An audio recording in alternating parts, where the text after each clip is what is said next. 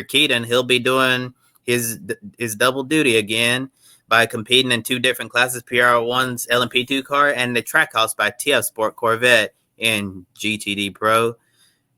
So, Josh, do you think Keating has a better chance of winning an LMP2 or GTD Pro? That's such a hard question. Can't he do both? That would be absolutely hilarious.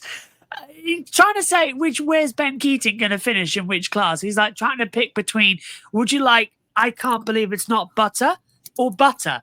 They're both the same thing, but one is better than the other. And I would say that the GTD would be better than the LMP2 in terms of the fact that in LMP2 there were so many drivers and teams ready to jump on the back of that PR1, as we saw in qualifying. United Autosports just pipping them. If they've got that pace throughout the entire race, as I said earlier, then Ben Keating's not going to stand a chance. Well, compared to GTD, where it's actually going to be more of an hands-on physical fight, which is what we all love, that's where I think Ben's going to go, yeah, I'm more of a racer here. I can get my elbows out against some old guys that he has raced against throughout his entire career. And as Doing Cool Stuff says, never mistake Ben Keating as an amateur driver. Just because he's another full-time job doesn't mean he's an amateur. Man is a living legend. I agree. He is not amateur. He is full-on legend. And first time he hasn't been on pole in LMP2, sign of things to come. I'll say he'll do better in GTD. But if he does both, at the end of the 24 hours, I'll make sure to be the first person to try and get a question for him wearing 2 watches. Having 2 hats, I believe, Josh, as well. You'll be like, how on earth can he drive 2 cars at once? One-on-one.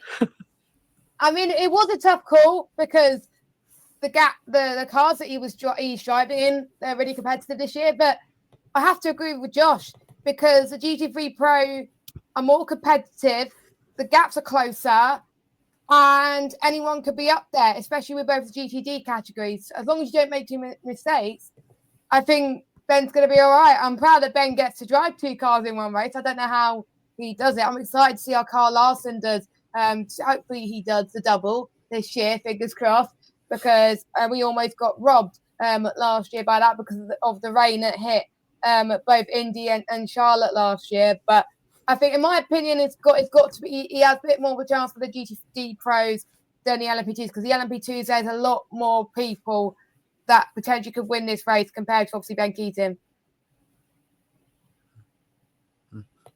Yeah, Jez, definitely have to agree with you there. And in regards to the Kyle Larson thing, it's already been confirmed he's going to be doing a double again with Aaron McLaren. So hopefully the weather will cooperate this year so we can see, a real double take place rather than, Stafford ended 500 and ended up missing the whole Coca-Cola 600. So fingers crossed, Mother Nature is going to get that done. But the reason why I think Ben Keating probably has a better chance of winning in GTD Pro than LMP2 is because in GTD Pro, I think Ben Keating's probably going to spend most of his time in the LMP2 and in GTD Pro. He's going to do the bare minimum, drive time you need to score points, and then just let the 3 pros handle it.